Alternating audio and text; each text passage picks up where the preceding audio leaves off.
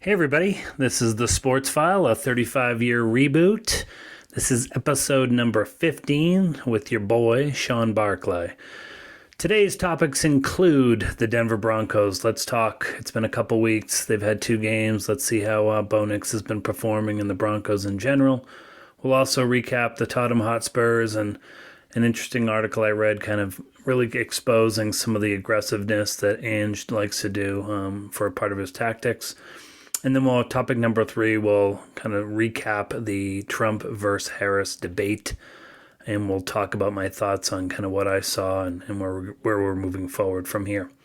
All right, topic number 1, the Denver Broncos. Denver Broncos, not a surprise, are now 0-2 in their division. First game versus the Seahawks, they lost 26-20. Then yesterday they lost at home. Their home opener versus the Pittsburgh Steelers was 13-6. One thing about Pittsburgh, they travel well. There was a lot of terrible towels, the yellow towels, in the stands, and that is one thing for sure. The Steeler fans travel really, really well. Broncos, a couple takeaways for me. I'm not surprised by the record. I think that, we are in a rebuild mode, so I think expectations are we're not making the playoffs right now, and that's okay and that's fair. What I would say, though, to people wondering, how do they look? You can debate, do you want them to kind of lose, but it's, exciting. I would like to see that. This is incredibly boring. Yesterday's game in particular was just really, really hard to watch. They're just very predictable offense. They're trying to get the run going. The run's not going well at all. I think yesterday the total stats were 64 yards before they sort of abandoned it. They're putting an awful lot on this kid, Bo Nix, to kind of bring him through. And you can really, one thing I took away from the first 2 games was he is, the speed of the game. Like we talked in preseason, you're playing against a lot of backups. A lot of the starters don't play anymore in the preseason. And he really it looks like a rookie now. The speed of the game, I think the first game versus Seahawks, he was really quick to get out of that pocket. The pocket would start collapsing. He wouldn't even try to climb in the pocket. And what climbing means is, think about it, if you back up, the pocket's in front of you. Climbing means you're kind of coming forward into that pocket. You're essentially coming forward with the potential to get out of it. You're not backing up, you're just moving forward, so you're climbing the pocket. That's what that means. He did that a lot. He was really hearing footsteps the reality was he had a lot more time, right? He had at least another second or 2, which in the NFL is plenty of time to kind of make a decision and get rid of the ball. And a little bit better yesterday versus Steelers. He, definitely stayed in there a little bit longer. But again, when you can't establish this run game, I think it's apparent Sean Payton is trying to get this run game going to set up the pass, right? So you'll see him run, then throw on third down. Then he started sprinkling more play action, which is simply just, fake a handoff and then you go back and either run or you throw it. He might take off and run, or you just decide to throw it. There are glimpses, I think, right now of him. This is what I thought would happen. I mean, if we look at his 2 stats, his first game completion percentage was 61.9, let's call it 62%, for 138 yards passing, 0 touchdowns, 2 interceptions with a rating of 47.5. Not great. Second game, slight improvement, which again, you kind of want to see. His completion percentage went down slightly. He's at 57%, but again, threw for 246 yards, 0 touchdowns, 2 INTs. Had a touchdown in the red zone yesterday. In particular, he had Courtland Sutton. He thought, at least in his head, and he threw just an awful interception. You can't throw that ball, and he knows it. Afterwards at the game, the great D-Mac from Altitude Sports Radio asked the question, what were you thinking on that interception? Walk us through kind of what happened there. And Bo, with this sarcastic nature, just simply said, yeah, so I took the snap, I faded back, and I threw it to the other team. And that's how he answered it. It was, he knew it right away. You could see on his face with the cameras panning on him, head down, kind of like shaking his head. He knew he had really, really messed up. I do think there's glimpses of him. His accuracy has been a little bit concerning. He had, for example, there was one play he had Mims wide open and just overthrew him, like really overthrew him way outside, out of bounds. But then there's other times where, right now it feels like, and I'm wondering if Sean Payton would consider this. He's sort of alluded to, he feels like potentially after yesterday's game, they're doing too many packages, too many things are happening, too many rotations, meaning they're sending in different wide receivers on every single play, that you wonder if he's going to start dialing that back somewhat, right? And saying, okay, we can't do this. We got to really simplify it.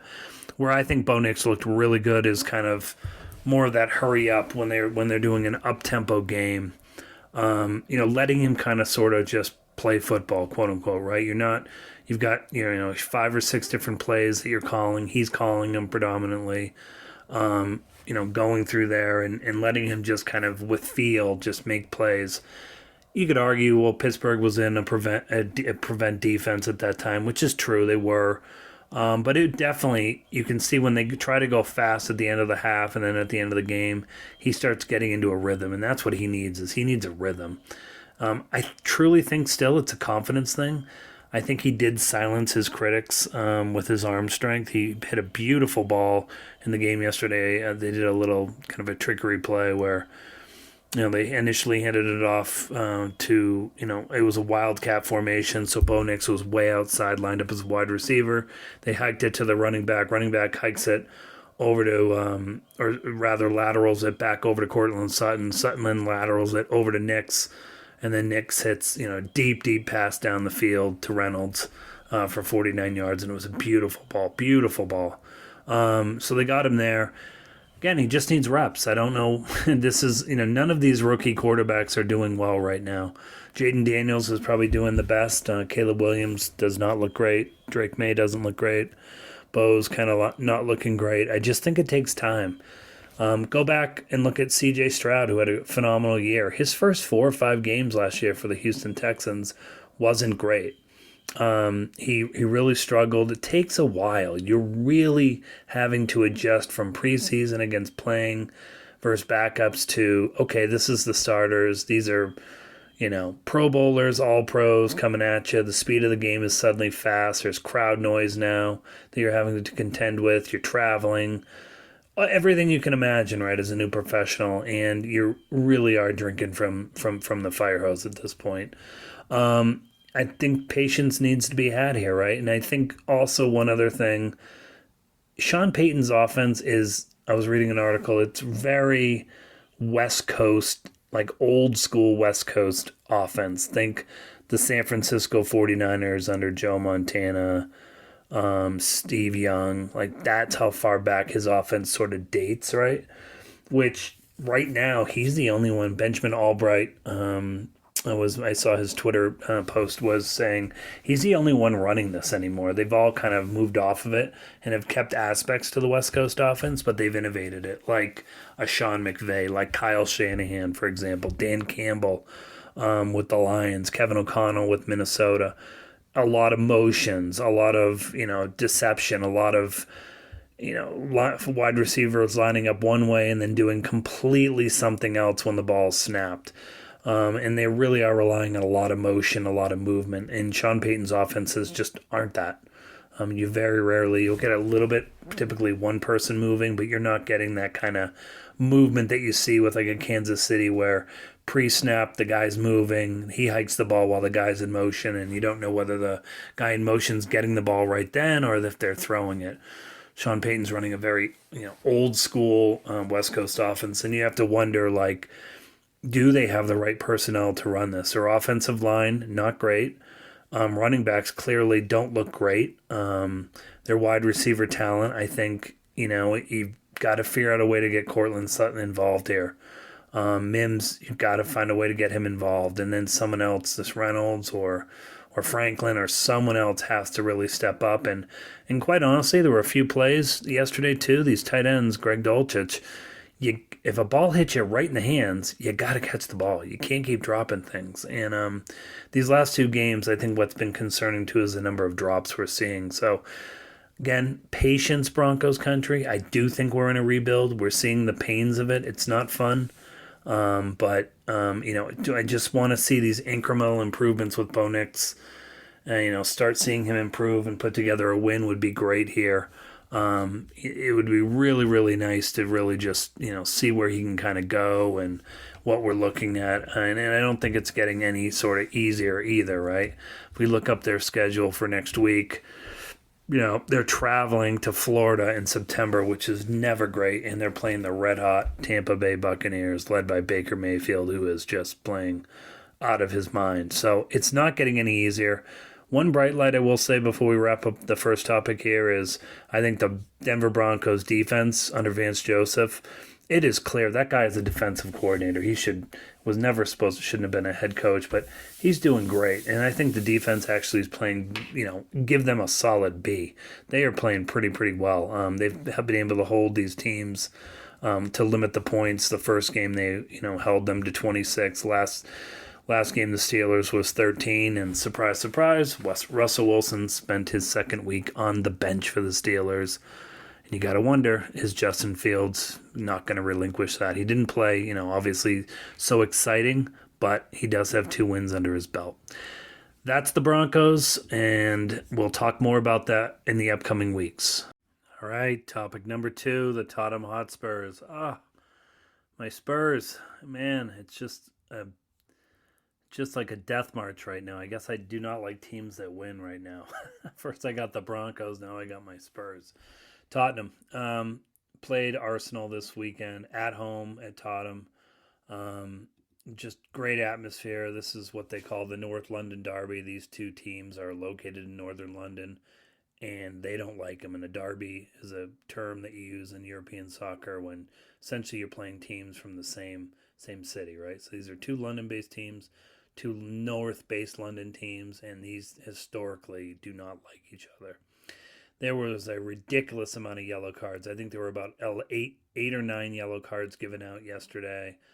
Super chippy atmosphere between the two teams. Tottenham lost 1-0 at home versus Arsenal. Arsenal just looked like they're just, patient, etc. It was an interesting game for Tottenham, and I think, I'm joking to start this topic saying I must like teams that lose, but maybe it's an expectation thing for me. I think in my head for a while I've thought the Tottenham Hotspurs can absolutely contend and be at the top of the table, be one of the, challenge for the Premier League Cup every year. And maybe what I need to realize is really what it is for this team is just getting into the top 4.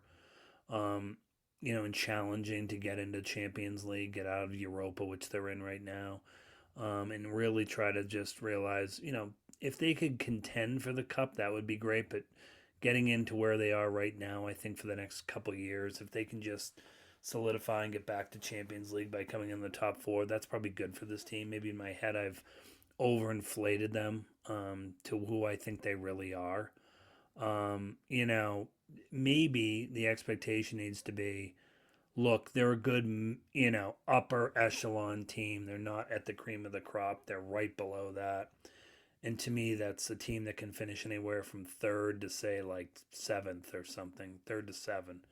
And maybe that's exactly where Tottenham is. I read an interesting article on The Athletic written by Michael Cox. I was reading it this morning. Basically, how Arsenal can exploit the space that Tottenham leaves in front of their retreating defense. And basically what they're showing is Ange Postecoglou loves this approach. It's been, but it has a major shortcoming in the way he plays his defensive line, right? His defensive line likes to play high. So this article is describing, and they do a great job. Go up to The Athletic, look for under the EPL, look for Teams Tottenham. It's one of the top articles there by Michael Cox, and it'll explain exactly with graphics of what he's trying to show you. But when the Spurs play a high defensive line, it exposes them. Now, what is a high defensive line? If your defense is high up on the pitch, so picture if you've got the midway line where you start the center line there, center of the field, center of the pitch, right? And then you're on an attacking zone and you're going into the opponent's goal. That defensive line is typically your back line, right? They would protect, they're the ultimate defense line to your team's goalie for the Tottenham goalie, right? What Ange likes to do is press the defensive line up. So cross that center line. So you'll see a lot of plays, attack lines when they're moving up. Not only are the attacker midfields pressing towards the goal, you're going to see folks like a Pedro Porro, especially in his first graphic, he's approaching. He's so far over the center line. He's really lining up with the midfielders where they are, right? And they're purposely trying to get as many bodies, right? Many bodies up there as possible. What this happens to do, though, is you're leaving space behind you, right, that an opposing team can do. And Arsenal did this incredibly well. When they would get the ball back quickly, they would try for a longer pass, and they would catch a couple players from Arsenal that were playing up towards that center line. They would catch them up, which Tottenham was leaving two people back in a defensive position, and then it simply becomes a numbers game. You're getting the ball back with plenty of spacing. Now it's basically a 2-on-2. Then you have Arsenal players coming up quickly. You can potentially overload it, but it created a huge spacing issue where all the players in this depiction were all on the left-hand side. You had literally 3 Tottenham players on the left side and only 1 on the far right. The whole center was wide open, and you had that one guy way on the right on a 1v1 situation. And this happened repeatedly. Arsenal did a great job of kind of exploiting and showing what happens when you're playing this high defensive line. It gives them a lot of space to play the ball like Arsenal right now. One thing it does, though, it shows them being very aggressive, which they're fun to watch. Tottenham, as opposed to how I just said, Broncos are boring to watch right now. Tottenham's really exciting to watch. They're a lot of fun. Tons of offense. They're generating it. I think, if anything, one of the things that they did that was interesting is they moved Kulusevski back to midfield. They didn't play Basuma. He was out, and they moved Kulusevski back. So essentially, they were getting upwards to 5 attacking players. They had Madison, Kulusevski, Dominic Solanke, Son, and then as their other attack, Johnson up there as well, created an opportunity for a lot of attackers, a lot of people that can shoot. Problem with I saw yesterday is it was like they didn't want to shoot. It was too much passing, way too much passing, being too cute when you get into the box. It's like, eventually, guys, take the shot. Take a friggin' shot. And they did have a number of shots on net. I think their stats proved it out on their last game fairly well as I try to look it up here quickly. But they did definitely get enough shots off. It just was not landing. Like the stats here right now will show you they had 15 shots on goal. And to not get any in, not great. They had 5 shots on target, where Arsenal only had 7 shots, but 4 were on target. Tottenham dominated the possession, 64% to 36, dominated the passes, 494 to 282, and their accuracy was up over 88%.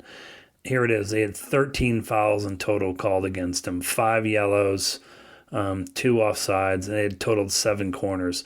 So you read those stats. I mean, Tottenham should have won this game, but I think Arsenal did such a good job of exploiting the high defensive line. It's something that Ange's going to really have to think about, is dialing that back slightly and protecting that defensive line more. Anyways, that's the Spurs this week. They start their EFL Cup. That's English Football League. That's all of the professional soccer leagues within England playing for the EFL Cup. They play Coventry on Wednesday, and then Saturday they play Brentford at home. Brentford should be a W, and I think Coventry in the EFL Cup should be a W as well. And we'll talk more about the Hotspurs next week. All right, topic number 3, the presidential debate, September 10th. Kamala Harris versus Donald Trump. Probably their first and only time they're going to meet.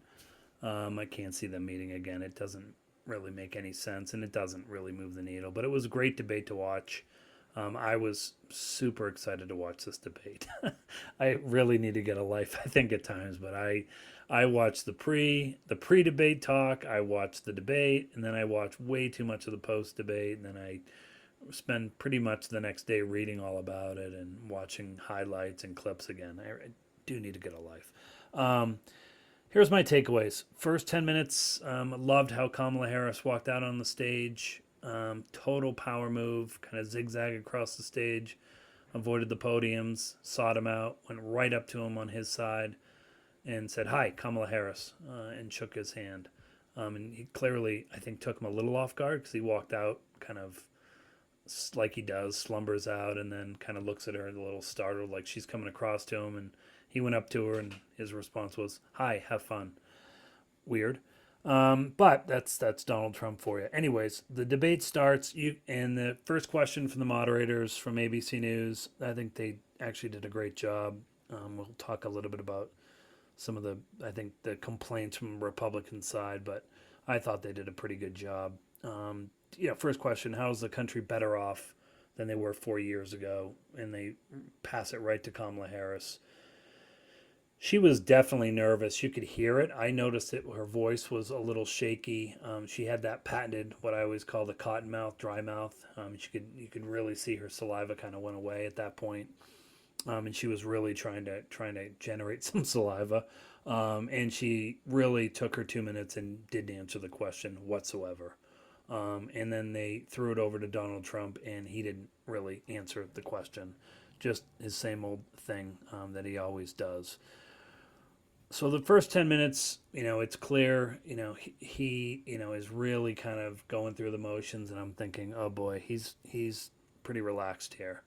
And she's, really needs to get her footing here pretty quickly. They tee up abortion is the next topic they go to. And to me, this is where the debate really starts to transition. It really starts to, you can see very clearly that Kamala Harris has been prepping like crazy. And it is evident that she's incredibly prepared for this. Trump starts off by defending his flip-flopping policies. He's for it, he's against it, he's for it, he's against it. And these are all in like the course of a week, by the way. And same with IVF. He's for it, against it, for it, against it. Defending all of his policies. And he says, then starts off and gets into kind of what he always does is start spewing out things that, people buy into. But if you step back and you do some research, you realize none of it's true. For example, states that the Dems will allow abortions up to 9 months and after birth, right? States clearly like, yeah, and in some states you can give birth and up to 4 weeks after it, you can decide you don't want it. And then they, essentially get rid of the baby, execute the baby, right? And the moderator at this point fact checks really quickly and says, just so we're clear, there isn't any state that allows that. That's illegal. And there's clips in Comedy Central with The Daily Show where they're interviewing people who think this. And as the interviewer quickly points out, that's called murder. So, no, you're not allowed to do that. That's a lie. And it's also to note there isn't anybody out there, Democrats, that want an abortion at 9 months, except for an extreme. If the lady Kamala Harris, I think, fought back and said there are people that are bleeding out, of course you have to have an abortion at that point. The mother is more, her life. You've got to choose one life, and it's going to be the mother at that point, at that far along. If she's suffering and something's gone horribly wrong, of course. But Kamala was stating, like, look, this guy is scared to go in there because abortion's been banned. And you can't even save the life. So now you're in the potential of losing two people as opposed to one. And this is where I think she really, once we got past the whole, after birth abortions, which isn't happening and no states allow for this, Kamala really just goes on the offensive here. Really goes on the offensive.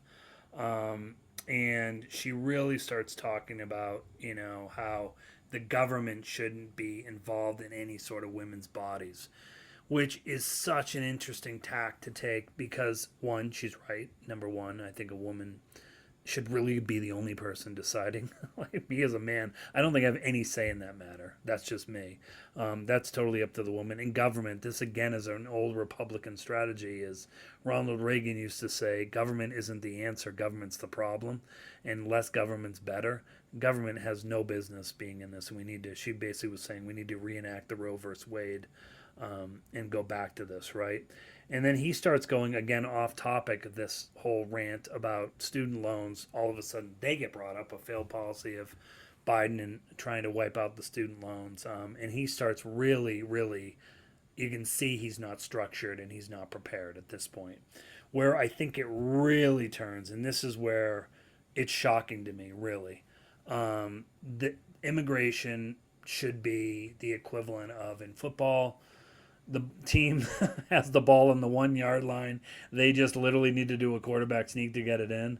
This is set up to Trump's wheelhouse. He's got some legitimate things to talk about over the last 4 years, right?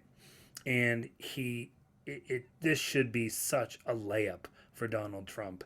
And he totally messes up. Once again, they lead with Kamala here again. She talks about how, look, I'm the only person up on the stage that actually went, and took on the transnational criminals with border security when I was a DA, Attorney General for the state of California. That's border state. She talks about how she prosecuted people there. She then talks about how there was a bill that was proposed which had a ton of support from both Republicans and Democrats. And this is a fact. Look it up. Trump called it in to the folks like Lindsey Graham, et cetera, and said, kill that bill. And her point was, kept saying, he would rather run on a problem instead of fixing the issue. It's a theme she kept saying, right? Trump loves chaos. And what she's saying is he would rather run against when there's an immigration issue like this that's currently chaotic and totally problematic that needs fixing. He would rather have it be a problem. He's never going to fix it. But what she did so well, and this is where she started doing it, which carried forward on the rest of the stage. And you, again, if you were prepped, and I'm sure his team told him, don't take any sort of baiting. Don't go down that path. After she talks about the Trump being killed, talks about running on a problem instead of fixing it, she then starts bringing up his rallies out of the blue. Goes off on a slight little tangent, urges her supporters, do yourself a favor, go attend a Trump rally, and you're going to hear wild things like fictional characters like Hannibal Lecter, and you're going to hear windmills cause cancer, and sharks and batteries. I mean, crazy stuff like that. But what really triggers them is at the end, she drops this little nugget and says, oh, and by the way, at the end of his rallies, people are leaving because they're boring. And if you go up on YouTube, look at that little clip at her coming back at him, you see Trump's face contort. He looks upwards, and it's almost like steam is coming out of his ears. He's been triggered at this point, and is getting angry. And then he just launches into a tirade, of course. Her time ends. They go off on immigration, and he can't help himself because he's obsessed with his rallies. He starts talking about how great his rallies are. Nobody goes to her rallies. She's paying people to show up to go to them. I mean, he just goes off on a tangent on his rallies and then really starts talking about this craziness around another famous clip that's out there now about the cats and dogs in Springfield, how the migrants are eating cats and dogs, and which, again, gets fact-checked by the moderator at this point, David Muir, and says it's important to note that, this is not the case. The city manager has said that's not happening. People in the town are saying that's not happening. Stop saying that. And Kamala Harris's face during the cats and dogs it's like you can tell she practiced against it. The way she would smile. At this point, she actually laughed, said, oh, come on, give me a break. That's ridiculous. And then puts her little hand on her cheek, raising her eyebrows, looking at him like he's absolutely crazy because what he's saying is crazy town. She goes back to respond, and I thought this was perfect at the end of the night that made him look, just because he's always talking about the extremist on the Democrats, etc. She just laughs and says, talk about extreme. And then she launches in how 200 Republicans have endorsed her The chief of staff has written a book against him. His national security advisor written a book against him. Secretary of Defense has written a book against him. And it's all just all these people turning on him. She won that debate. I don't even think it was close. Those are that's really where it took off, and he never recovered from that. Because I have no life, and I did watch the post-debate things, and I watched Fox and CNN. Fox, pretty glum. He had people on there saying a missed opportunity, couldn't stay focused, he lost the debate, should have stayed up on just the path, but can't help himself, and this is every worst nightmare when you don't prepare and he gets off track, and she did such a great job baiting him into these things. Fox, even a couple folks on the panels admitted that she clearly won that debate. Will it move the needle? I don't know. We'll see. Real clear politics. We look at the averages. Her spread's back up to 1.7. Definitely some of these are coming in after the polling. Her spread is now, she's at the highest she's been. She's got 49%. Again, she keeps continuing to go up. He's up to 47.3, which is kind of about where he was back on September 9th. He was there. She was at 48.4, and then she rose to 49. She definitely saw a bump. She got a bump out of this debate big time, by about a half a percentage point. So the average aggregate spread is now 1.7. We'll see where this goes. 50 days left. The other point note that I read, which was such an interesting stat, the amount of money that she actually raised. She raised, the actual number is $47 million 24 hours after the debate, which is just an incredible number to raise. It was her largest 24-hour raising period since the initial burst when essentially she became the candidate, where she raised $81 million. Saying she has $404 million cash on hand. Trump's down to $295. Just looking at the money alone, it's not looking good. All right, that's been the Sports File, a 35-year reboot. This was episode number 15. Please like, subscribe, leave a comment wherever you listen to your podcast, and I'll talk to you soon.